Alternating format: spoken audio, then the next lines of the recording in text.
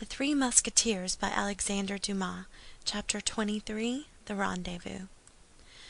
D'Artagnan ran home immediately, and although it was 3 o'clock in the morning and he had had some of the worst quarters of Paris to traverse, he met with no misadventure. Everyone knows that drunkards and lovers have a protecting deity. He found the door of his passage open, sprang up the stairs, and knocked softly in a manner agreed upon between him and his lackey. Planchet, whom he had sent home 2 hours before from the Hôtel de Ville, telling him to sit up for him, opened the door for him. The reader may ask, how came Planchet here, when he was left stiff as a rush in London? In the intervening time Buckingham perhaps sent him to Paris, as he did the horses. "Has anyone brought a letter for me?" asked D'Artagnan eagerly. "No one has brought a letter, monsieur," replied Planchet, "but one has come of itself." "What do you mean, blockhead?" "I mean to say that when I came in, although I had the key of your apartment in my pocket, and that the key had never quit me, I found a letter on the green table cover in your bedroom." "And where is that letter?" "I left it where I found it, monsieur. It is not natural for letters to enter people's houses in this manner. If the window had been open or even ajar, I should think nothing of it. But no, all was hermetically sealed. Beware, monsieur. There is certainly some magic underneath." Meanwhile, the young man had darted into his chamber and opened the letter. It was from Mademoiselle Bonacieux, and was expressed in these terms: "There are many thanks to be offered to you and to be transmitted to you. Be this evening about 10 o'clock at St. Cloud, in front of the pavilion which stands at the corner of the house of Monsieur d'Estrées, C.B." While reading this letter, D'Artagnan felt his heart dilated and compressed by that delicious spasm which tortures and caresses the hearts of lovers. It was the first billet he had received. It was the first rendezvous that had been granted him. His heart, swelled by the intoxication of joy, felt ready to dissolve away at the very gate of that terrestrial paradise called love. "Well, monsieur," said Planchet, who had observed his master grow red and pale successively, "did I not guess truly? Is it not some bad affair?" "You are mistaken, Planchet," replied D'Artagnan, "and as a proof, there is a crown to drink my health." "I am much obliged to monsieur for the crown he had given me, and I promise him to follow his instructions exactly. But it is not the less true that letters which come in this way and to shut up houses fall from heaven, my friend, fall from heaven." "Then monsieur is satisfied?" asked Planchet. "My dear Planchet, I am the happiest of men." "And I may profit by monsieur's happiness and go to bed?" "Yes, go." "May the blessings of heaven fall upon monsieur. But it is not the less true that the letter—" And Planchet retired, shaking his head with an air of doubt, which the liberality of D'Artagnan had not entirely effaced. Left alone, D'Artagnan read and reread his billet. Then he kissed and rekissed 20 times the lines traced by the hand of his beautiful mistress. At length he went to bed, fell asleep, and had golden dreams. At 7 o'clock in the morning he arose and called Planchet, who at the second summons opened the door, his countenance not yet freed from the anxiety of the preceding night. "Planchet," said D'Artagnan, "I am going out for all day, perhaps. You are therefore your own master till 7 o'clock in the evening. But at 7 o'clock you must hold yourself in readiness with 2 horses."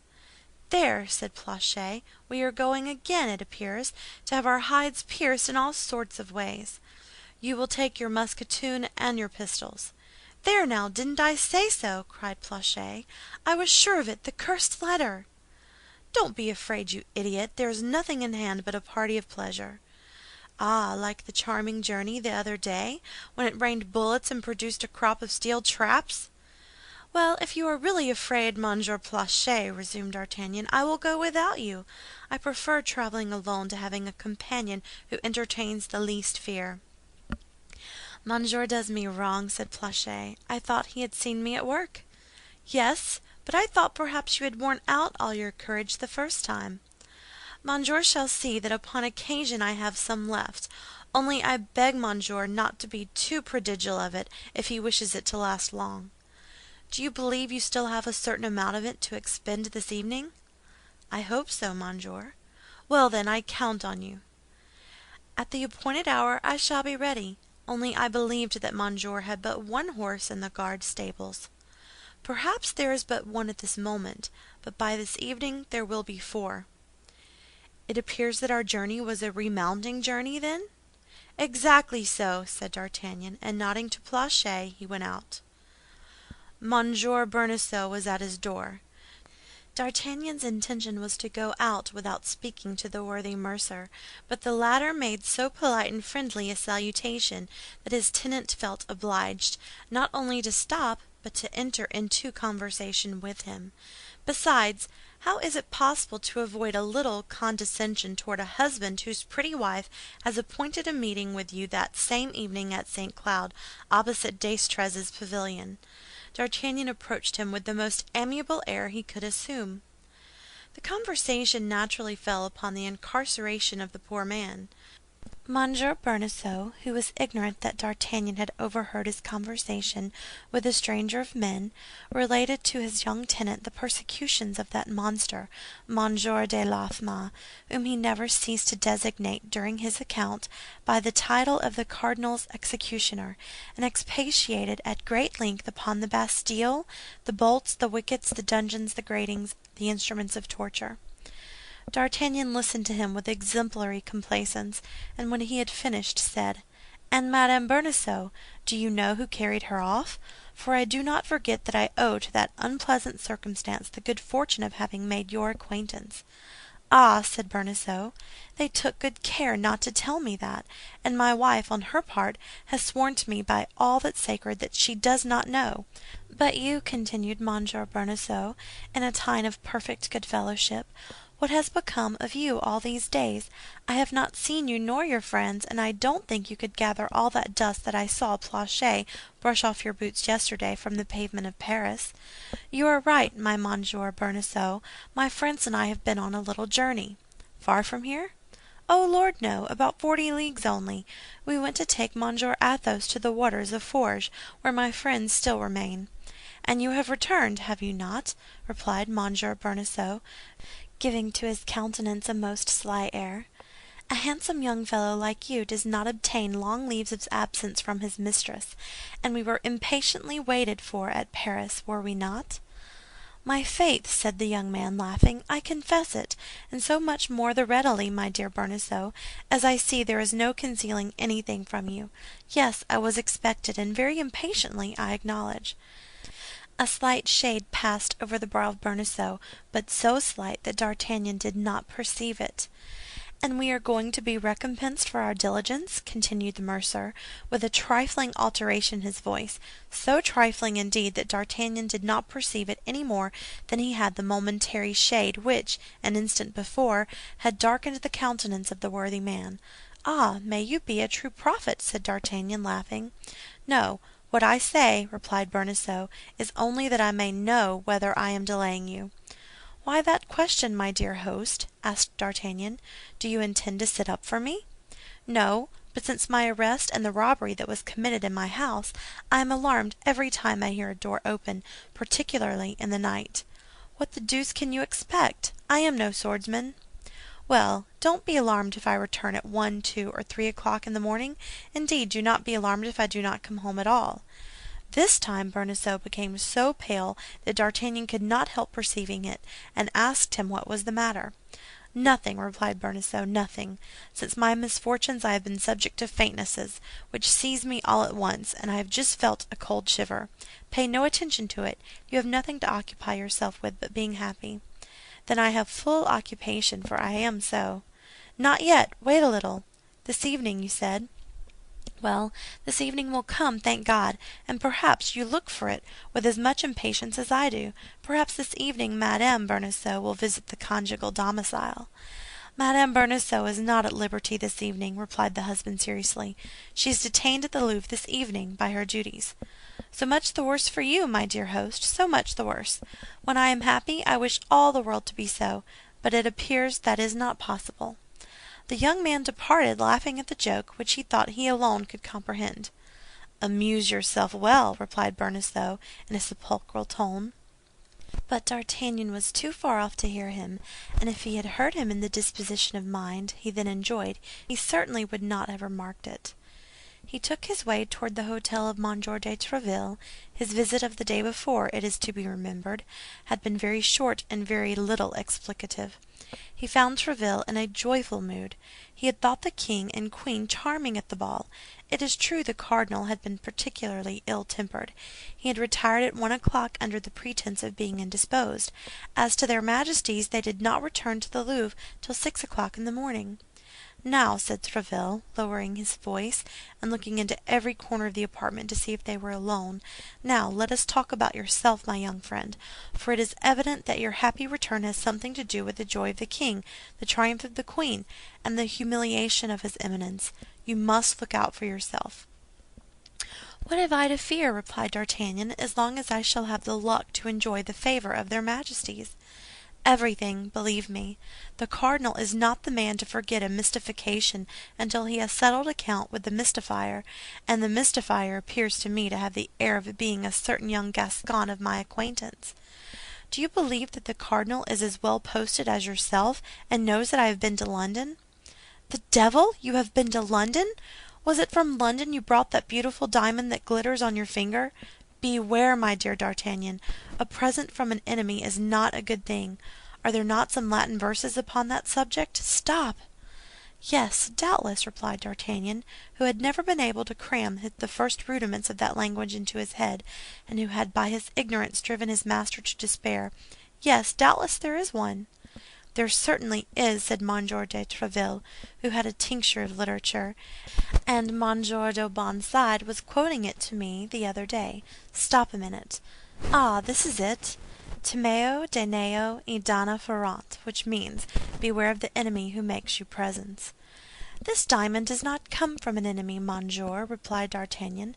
"It comes from the queen." "From the queen? Oh, oh!" said Monsieur de Tréville. "Why, it is indeed a true royal jewel, which is worth 1,000 pistoles if it is worth a denier. By whom did the queen send you this jewel?" "She gave it to me herself." "Where?" "In the room adjoining the chamber in which she changed her toilet." "How?" "Giving me her hand to kiss." "You have kissed the queen's hand?" said Monsieur de Tréville, looking earnestly at D'Artagnan. "Her Majesty did me the honor to grant me that favor." "And that in the presence of witnesses? Imprudent, thrice imprudent!" "No, monsieur, be satisfied. Nobody saw her," replied D'Artagnan, and he related to Monsieur de Tréville how the affair came to pass. "Oh, the women, the women!" cried the old soldier. "I know them by their romantic imagination. Everything that savors of mystery charms them. So you have seen the arm, that was all. You would meet the queen, and she would not know who you are?" "No, but thanks to this diamond," replied the young man. "Listen," said Monsieur de Tréville. "Shall I give you counsel, good counsel, the counsel of a friend?" "You will do me the honor, monsieur," said D'Artagnan. "Well, then, off to the nearest goldsmith's and sell that diamond for the highest price you can get from him. However much of a Jew he may be, he will give you at least 800 pistoles. Pistoles have no name, young man, and that ring has a terrible one, which may betray him who wears it." "Sell this ring? A ring which comes from my sovereign? Never!" said D'Artagnan. "Then at least turn the gem inside, you silly fellow, for everybody must be aware that a cadet from Gascony does not find such stones in his mother's jewel case." "You think, then, I have something to dread?" asked D'Artagnan. "I mean to say, young man, that he who sleeps over a mine the match of which is already lighted, you consider himself in safety in comparison with you." "The devil!" said D'Artagnan, whom the positive tone of Monsieur de Tréville began to disquiet. "The devil! What must I do?" "Above all things, be always on your guard. The cardinal has a tenacious memory and a long arm, you may depend upon it. He will repay you by some ill turn." "But of what sort?" "Eh, how can I tell? Has he not all the tricks of a demon at his command? The least that can be expected is that you will be arrested." "What? Will they dare to arrest a man in his Majesty's service?" Pardieu! They did not scruple much in the case of Athos. At all events, young man, rely upon one who has been 30 years at court. Do not lull yourself in security, or you will be lost, but on the contrary, and it is I who say it, see enemies in all directions. If anyone seeks a quarrel with you, shun it, were it with a child of 10 years old. If you are attacked by day or by night, fight, but retreat without shame. If you cross a bridge, feel every plank of it with your foot, lest one should give way beneath you. If you pass before a house which is being built, look up, for fear a stone should fall upon your head. If you stay out late, be always followed by your lackey, and let your lackey be armed. If, by the by, you can be sure of your lackey. Mistrust everybody, your friend, your brother, your mistress above all. D'Artagnan blushed. My mistress above all, repeated he mechanically, and why her rather than another? Because a mistress is one of the cardinal's favorite means. He has not one that is more expeditious. A woman will sell you for 10 pistoles, witness Delilah. You are acquainted with the Scriptures? D'Artagnan thought of the appointment Mademoiselle Bonacieux had made with him for that very evening, but we are bound to say, to the credit of our hero, that the bad opinion entertained by M. de Tréville of women in general did not inspire him with the least suspicion of his pretty hostess. "But, à propos," resumed M. de Tréville, "what has become of your 3 companions? I was about to ask you if you had heard any news of them." "None, monsieur." "Well, I left them on my road. Porthos at Chantilly, with a duel on his hands; Aramis at Crèvecœur, with a ball in his shoulder; and Athos at Amiens, detained by an accusation of coining." "See there, now," said M. de Tréville, "and how the devil did you escape?" "By a miracle, monsieur, I must acknowledge, with a sword thrust in my breast, and by nailing the Comte de Wardes on the byroad to Calais like a butterfly on a tapestry." "There again, De Wardes, one of the cardinal's men, a cousin of Rochefort. Stop, my friend, I have an idea." "Speak, monsieur." "In your place, I would do one thing." "What?" "While his Eminence was seeking for me in Paris, I would take, without sound of drum or trumpet, the road to Picardy, and would go and make some inquiries concerning my 3 companions. What the devil! They merit richly that piece of attention on your part." "The advice is good, monsieur, and tomorrow I will set out." "Tomorrow? And why not this evening?" "This evening, monsieur, I am detained in Paris by indispensable business." "Ah, young man, some flirtation or other. Take care, I repeat to you, take care. It is woman who has ruined us, still ruins us, and will ruin us, as long as the world stands. Take my advice and set out this evening." "Impossible, monsieur." "You have given your word, then?" "Yes, monsieur." "Ah, that's quite another thing. But promise me, if you should not be killed tonight, that you will go tomorrow." "I promise it." "Do you need money?" "I have still 50 pistoles. That, I think, is as much as I shall want." "But your companions?" "I don't think they can be in need of any. We left Paris each with 75 pistoles in his pocket." "Shall I see you again before your departure?" "I think not, monsieur, unless something new should happen." "Well, a pleasant journey." "Thanks, monsieur." D'Artagnan left M. de Tréville, touched more than ever by his paternal solicitude for his Musketeers. He called successively at the abodes of Athos, Porthos, and Aramis. Neither of them had returned. Their lackeys likewise were absent, and nothing had been heard of either the one or the other. He would have inquired after them of their mistresses, but he was neither acquainted with Porthos's nor Aramis's, and as to Athos, he had none. As he passed the Hôtel des Gardes, he took a glance into the stables. 3 of the 4 horses had already arrived. Planchet, all astonishment, was busy grooming them, and had already finished 2. "Ah, monsieur," said Planchet, on perceiving D'Artagnan, "how glad I am to see you." "Why so, Planchet?" asked the young man. "Do you place confidence in our landlord, Monsieur Bonacieux?" "I? Not the least in the world."